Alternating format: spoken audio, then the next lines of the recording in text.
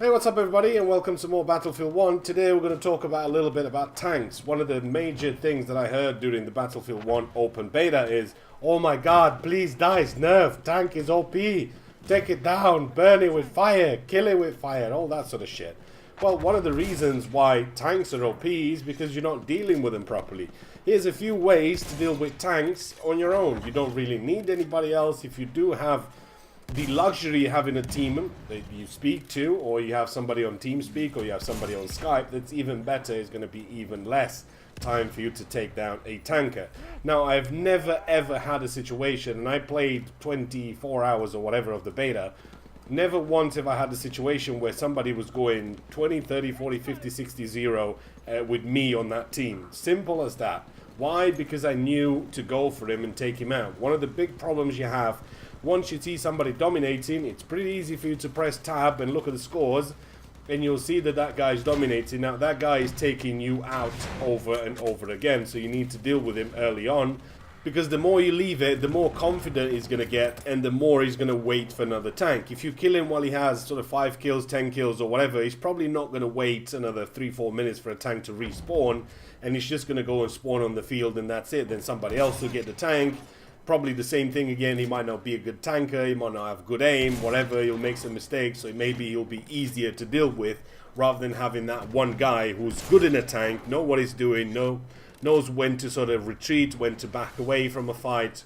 Things like that do happen on the field, and you need to pay attention to those sort of things. Now, once you've done that and you identify the potential threat to your team, even though tickets don't really count anymore, so having somebody in the tank going on a massive kill spree doesn't really affect the fight anymore. As long as he's not capping flags and he's in the middle of nowhere, it shouldn't really affect you too much. But you still don't want to be dying from the same guy over and over again just because he's in the tank and you think it's OP and he can shoot you a mile away.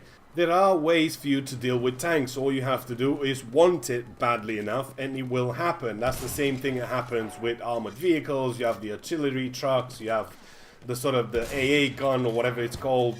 You have all those vehicles that basically are sort of mobile tanks that can actually repair as they're moving. So if you are moving one of those, if you haven't tried that before, yes, you can actually move without go forward and repair at the same time.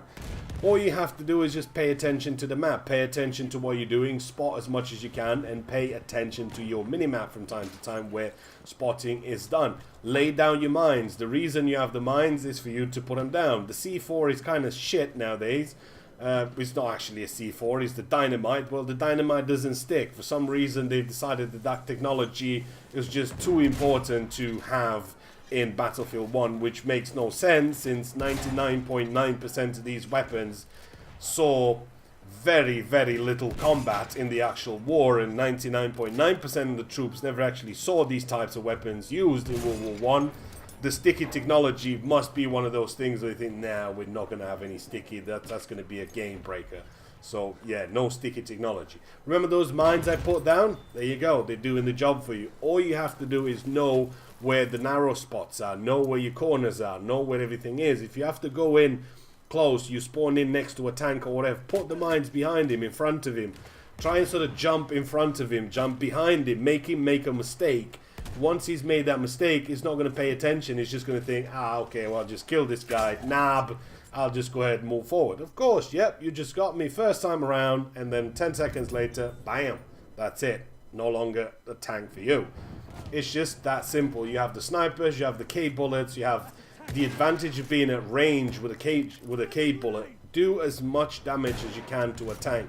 You might not be alone. I mean, I'm always playing alone, so I always have to do everything sort of my way, because I'm thinking nobody's going to help and nobody's going to pay attention to what I'm doing. Everybody's fighting their own fight. But at the same time, if you do have somebody like me on your team and you're doing the same thing as me, then we're both going to do pretty much enough damage to take out a tank. If you have a benefit of having a team or having somebody in TeamSpeak or Skype or whatever, like I said before, then that's just going to be a hell of a lot easier. The way to deal with tanks, you need to keep them at distance, you need to use your mines. Like I said, the dynamite is pretty shit. The reason behind it is just simple. The sticky technology made things so much easier with tanks. Now you literally have to go next to him, throw it, move away a little bit, blow it up, throw another, and so on and so forth. It's just going to take too long, and all it takes for him is just to turn around, pop you in the face once, and that's it, you are done. So if you're struggling to take down tanks in the Battlefield 1 open beta and you're thinking, well, the full game's going to get released, tanks are going to get a nerf, still you're going to have the same problem. Even though tanks are going to get nerfed, there's still going to be powerful assets on the field and you need to tackle him straight away. Don't let him roam around playing his own game the way he wants to play it. Challenge him and you will be able to take him out. Hopefully you enjoyed the video. I will see you in the next one.